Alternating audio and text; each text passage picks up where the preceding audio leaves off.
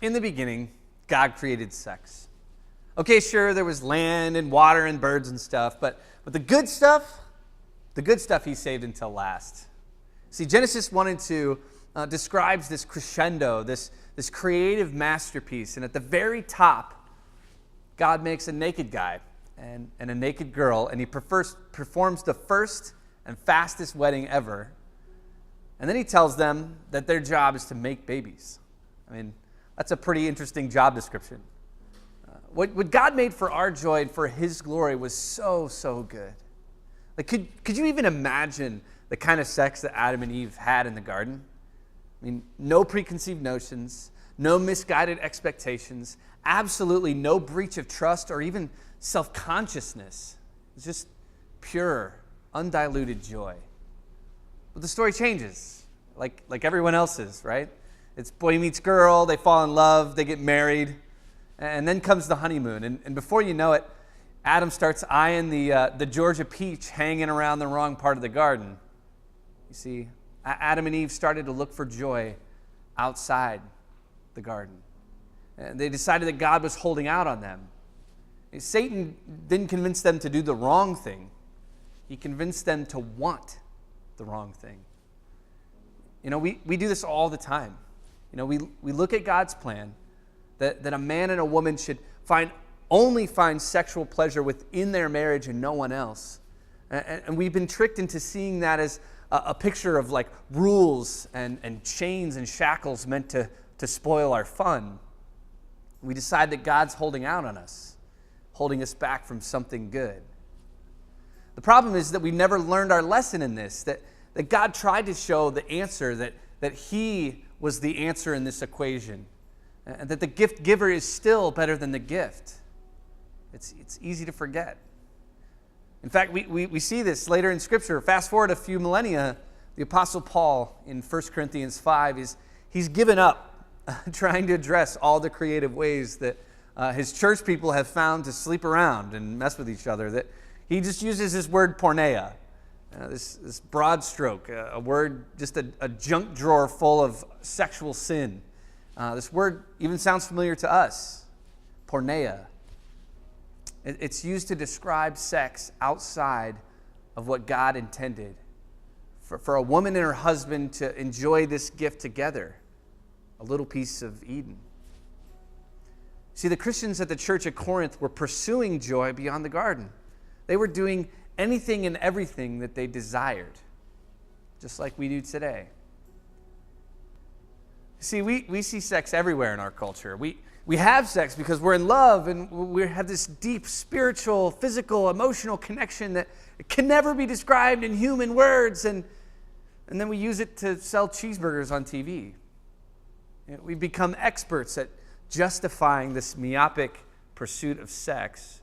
It ranges everywhere, from pornography to plastic surgery. See, we can justify just about anything these days. And it all comes back to this pursuit of joy beyond the garden of God. See, God created this wonderful thing, this gift, and he put a hedge all around it and a gate at the front, not to keep us from greater joy outside, but to protect the most beautiful and precious thing that he made inside.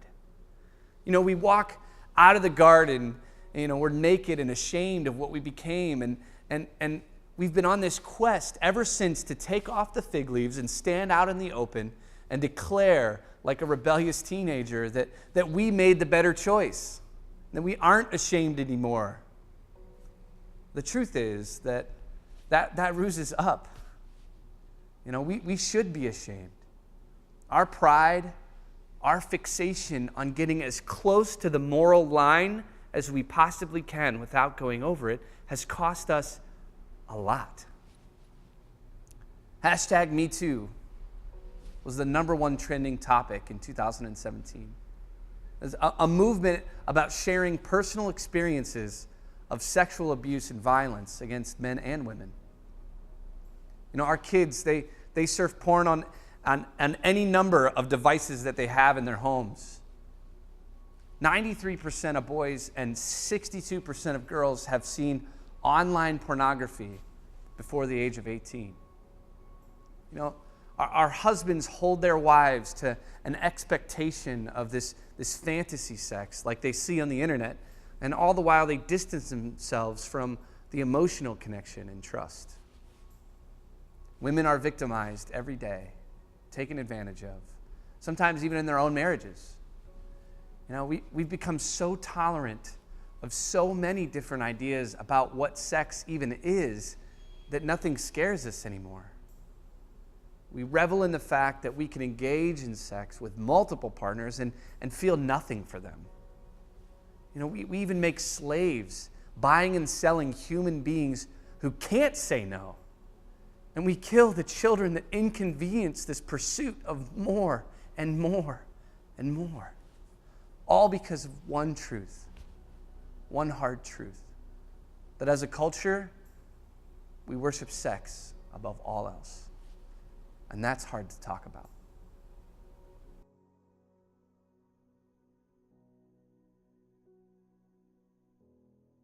Okay. Well, hey there, guys. I'm Pastor Eric from the soon-to-be-launched Cambridge campus, coming in September of this year. And I'm actually joined with two very good friends of Renewed Church. We have Miss Christina Bifus here and Miss Maggie Layton here. So we're really excited to talk to you guys about the topic of sex and kind of the culture around sex that we see in North America today. So thank you guys so much for joining us. It's really good to see you. So Maggie, my first question is just, can you tell us a little bit about your experience, kind of why you're here, your work with Fight for Freedom, that kind of thing? Yeah, so I work with an NGO in Toronto, and we work with anti-human trafficking efforts there. So I am the Education, Awareness, and Prevention Coordinator. So pretty much that means that I do all of the education side of things. So I do speaking engagements, I teach to high school, junior high students, and then I'm also coming up with a curriculum that we're going to be proposing to the school board, and they will hopefully adopt that, and that's something that we can start teaching, is about our sex culture and human trafficking and things like that. And yeah, that's what I do there. Awesome. Yeah. Awesome. Thank you. Yeah. And Christina, just, kind of a little bit about your story and why you found yourself here in this topic. So I've got a master's in clinical counseling, and part of my program was to do some counseling, of course, and I worked in a counseling environment in internship, and I quite enjoyed it, and they enjoyed having me there as well. So I've externed over a period of time counseling couples and individuals, as well just on general counseling issues, and more specifically counseling men and women who have been affected by violence, who have used violence in some way and or experienced it in some way. So first question, how would you describe our culture's view of sex? I would say that our culture is definitely a lot more open to sex and casual sexual relationships than I guess it would have been in the past.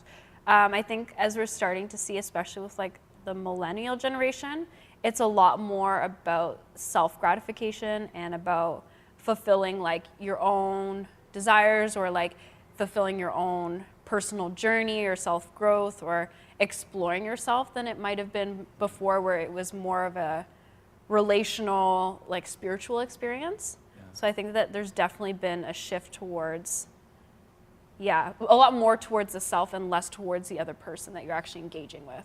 Yeah, I would add to what Maggie said about it being, we live, I think, in a culture that is more individualistic than in the past, and that has certainly affected how people view sex. It has become more of an individual thing, where it's not, people are considering what their needs are and not necessarily considering the other person's needs. It's more about what I can get out of a relationship or out of someone than what I can give. Yeah. That's really good. Yeah, I think too, I hear this a lot about we sort of attribute sex as a need, almost like food or water, rather than something that's a relational sort of a communal thing that helps build our families and sort of social structures. And I just think that that's kind of interesting because obviously as human beings we can exist without sex, but our culture sort of kind of tries to drive home the fact that that's not true. So that's really interesting. So Maggie, you've actually worked in some pretty interesting areas through Fight for Freedom and stuff. Could you just talk a little bit about like the most eye-opening takeaways or something from your experiences with Fight for Freedom? I think something that I've noticed across the board is I think, especially as a church, we really like are closed off to the whole idea of like sexual abuse or even talking about it. And we can look down on people that have experienced that, or even like people that work in the sex industry or things like that. But really, like those people are also just craving intimate relationships. So the most eye-opening thing for me is that, you know, regardless of like your faith or your background or your life experiences, we all crave intimate relationships with another person. And how it manifests, it's different, but that's really like the root of all of it. Sure. So. Yeah, that's great. And Christina, as a counselor, like have you seen patterns kind of in your efforts to kind of counsel both victims and abusers in this? Is there something that you've kind of taken away from your experiences? Yeah, I'd say the thing that I've noted the most is how minimized the issues around sex and sexual abuse can be, and just lack of awareness of what one can do and how we participate sometimes as a society in certain ideas and ideology that promote sexual abuse and promote ideas that support, that seem on the surface to not be supportive of sexual abuse, but do end up there in the long term. Great. So a question for you, Christina, is, you know, we've talked a little bit about, and you mentioned to me kind of a definition for abuse and what that looks like. Could you just talk to that a little bit? Mm-hmm.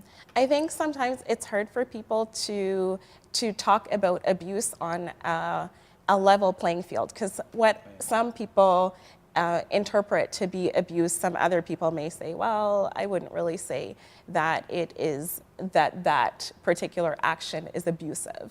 So I find it helpful in counseling to talk about abuse and respect, and abuse and respect being on a continuum where abuse is, or abusive behaviors would be at one end of the continuum and 100% abusive behavior, whereas 100% respectful behaviors would be at the other end of the continuum. And so when the discussion becomes about, well, is this action that I've done abusive? My question I do ask a question in response to that is it respectful? Right. And so that kind of steers the conversation away from what behaviors are abusive and what behaviors are not, and toward respectful behaviors and being respectful in how we interact with other people. So I've actually experienced in group counseling for men who have been the perpetrators of violence and being asked a question about catcalling. Mm-hmm. Is catcalling abusive? Right. And my question is, well, is that the right question?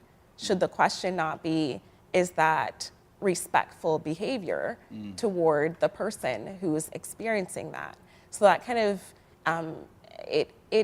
it brings the standard of how to consider abusive behaviors to another level. Right. Yeah, that makes a lot of sense. Yeah, mm-hmm. I think culturally, like we tend to see how close to the line we can get, you know, and what we find is that usually we only find that answer when we've gone way past it, right? Can we talk a little bit about pornography for a second? Because I think that that's probably one of the most prevalent sort of unhealthy practices in our culture that we've kind of made normal. Is there anything like that you've seen, for instance, in your counseling relationships about pornography or or the effects of it? Yeah, I think it is hard because in our secular society, it's quite normal and it's normalized. So it is hard. It is hard for someone to say that they are addicted because it is just so commonplace that that people use pornography that it's kind of hard for someone to even identify as being addicted. Right. Yeah. Yeah. And most people don't see a need to cut that off in their life. It's just part of Right. Absolutely. our needs and finding our gratification. Right. Is there anything specific about pornography that you've seen from your your side of things? I definitely think, like, I would say majority of, and I don't want to make a blanket statement to say that people that have wrestled with pornography are perpetrators by any means. Sure.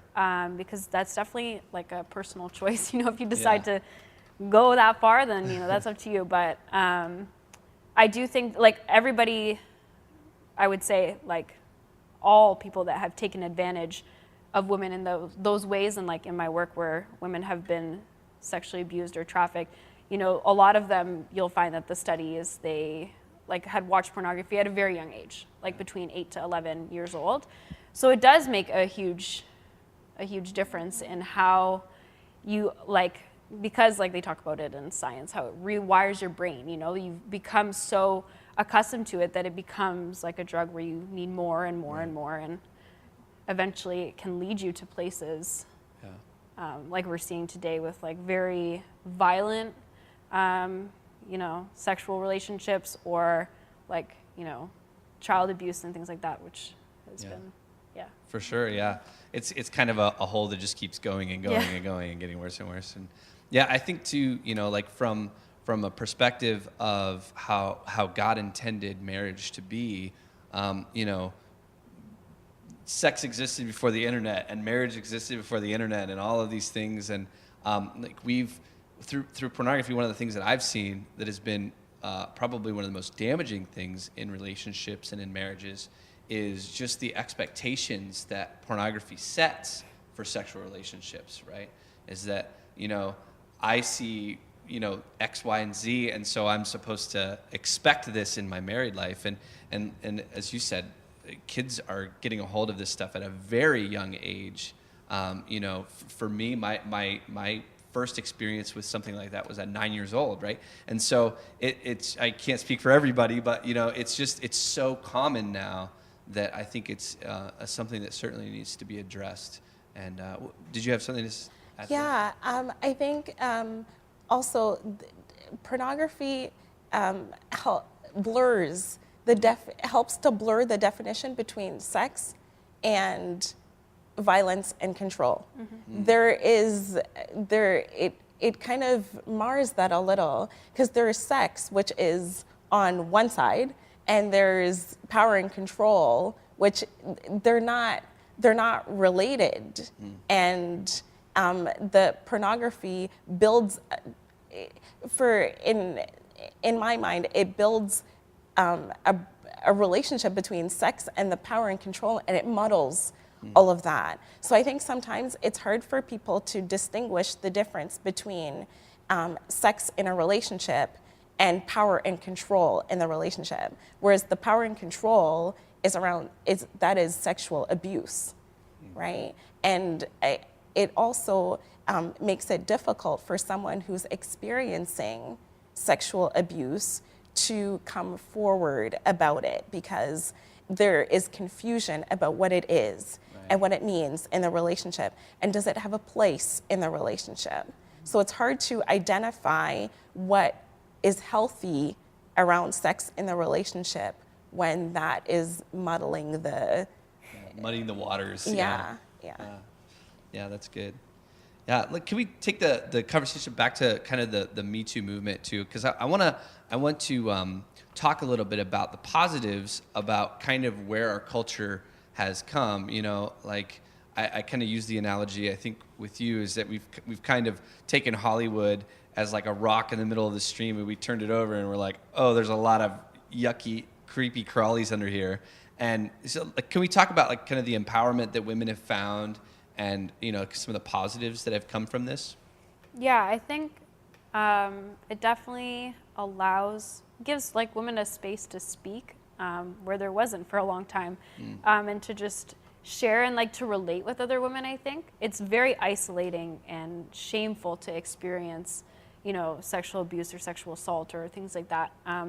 And so to have a place where you can connect with somebody else over that experience really like gives you freedom, and it gives you a sense of empowerment. Like, what, this doesn't have to define me, or this doesn't have to, control all aspects of my life. I can move forward from this. So I think, yeah, it's definitely a positive thing in the sense that it's given women, a space to connect with other women, and even men to come forward and have a platform to speak about that. Yeah, absolutely. Yeah, we've seen that more and more. We were just talking about Terry Crews, who had kind of made some comments regarding this topic. So did you have something you want to have some positives from sort of this Me Too movement?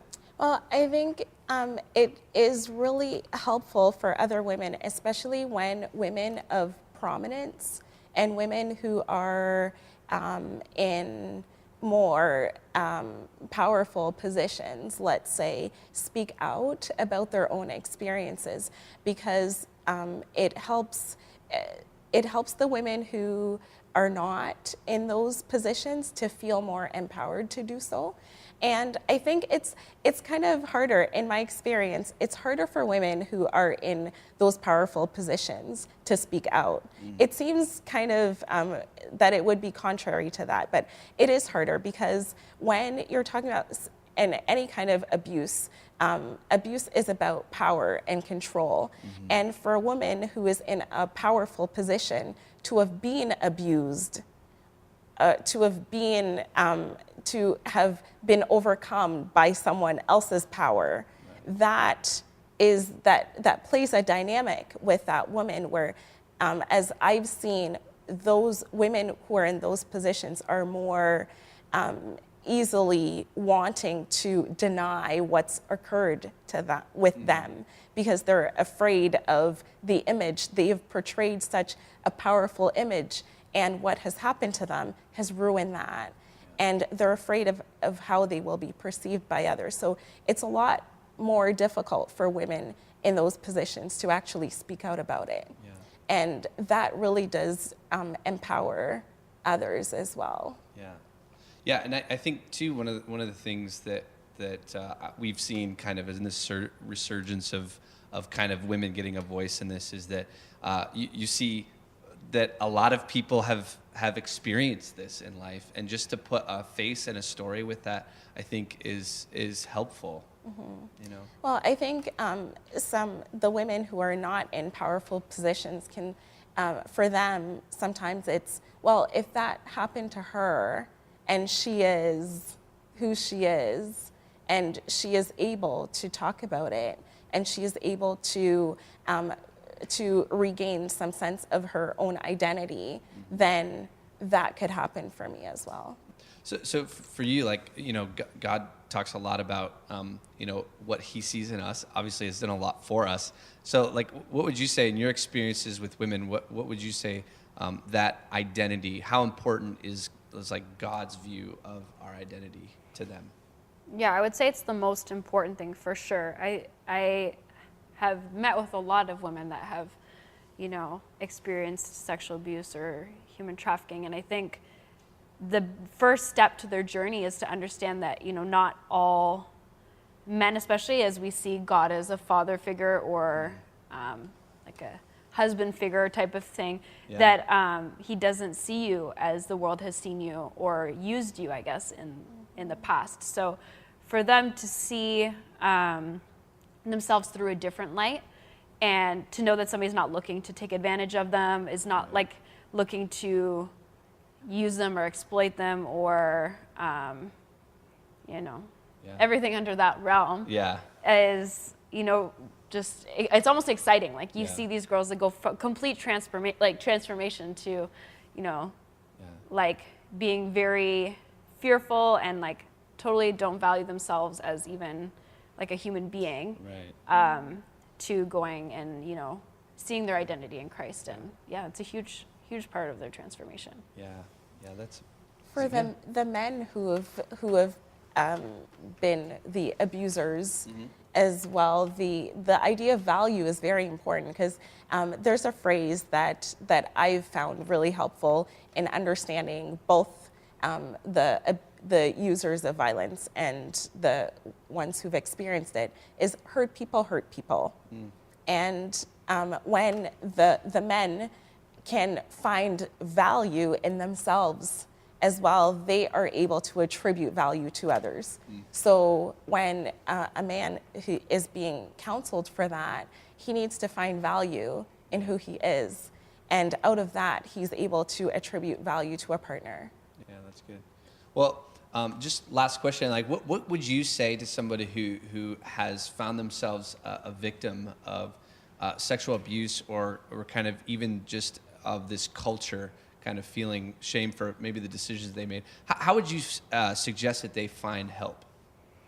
I think, well, the first thing is like when somebody comes and shares those things, like shares those things with you, like really taking the time to listen and to just validate them. I think that like a lot of mistakes that have happened are when people like, you know, come forward and then they might tell somebody and the person doesn't really respond in the way that they had like really craved, I think, can be super damaging. So I think, you know, when somebody comes to you and tells you those things, you really need to validate them and like reaffirm that, and, you know, it's not their fault. Because I think that that's something that's so traumatizing in its own, like in its own way. And then, you know, being a support system for them, you know, referring them to get counseling. I think counseling is something that everybody should do regardless of like, you know, it's a good thing for you, you know, and to really seek healing. But it looks different for every single person. Like you can't like give, I guess, a one-way route. For some people, it might just be, you know, getting connected to a community group at church, and that's something that they're going to find healing in. And for some people, like the trauma is so severe that they spend their entire lives in counseling, and that's totally fine. It's normal. It's like, you know, just whatever route you have to do. And as a friend or as a family member, however you're related, just being a good support system for them, you know, journeying with them, knowing that there are going to be times where it's, you know, difficult to maybe handle, you know, the things that they're telling you or just their reactions. Like, you know, a lot of people that have been abused, you know, develop PTSD or anxiety or depression that come after that. So being there to support them through those things as well. Is there any resources for like family, like as like a family, like maybe my daughter has been abused, like what can I do as a parent or as a spouse if my wife has experienced this in her past? Is there resources for them that you would point them to? Or? Yeah, there is a program in, I know in Halton, it's Violence Against Women, and Peel has a similar program as well, where any woman who has been, who has experienced violence may have resources through through those programs, as well as anyone who has experienced violence. Because I think sometimes the issue with people who have experienced violence, or even talking about that, determining who's experienced violence. If a child is growing up in a home where there is violence, that child has experienced violence. Whether they've experienced it directly or indirectly, they've been impacted. So sometimes to think about it being impact, or because sometimes people limit experience to seeing or hearing, and it may not just be seeing or hearing, but they're being impacted by violence. There are resources that can be accessed online if a search is done for whatever region you live in, and that there are always regional resources. There, for women who are being impacted currently by violence, there are distress lines that they can call where there's someone who can, usually it's a crisis counselor, who can speak with them and who will then refer them to their specific community resources, and who will do more of the long-term counseling and long-term setting up of resources that they will need. But crisis lines to get them started, and then more long-term supports later. Yeah, no, that's great. Thanks. Yeah, and just for our Renew family, our pastors are always available for counseling, and Pastor Armando has done a lot of that as well. But your campus pastor, Pastor Bartley, and all of us on staff would be more than happy to meet with anybody who seems to have a need. Obviously, as pastors, we're not equipped to deal with everything, but there are a lot of situations that we can help men and women in their fight against this whole cultural pandemic. So I just want to say thanks so much for you guys being a part of our talk today, and I hope that our church family finds this valuable. So thanks so much.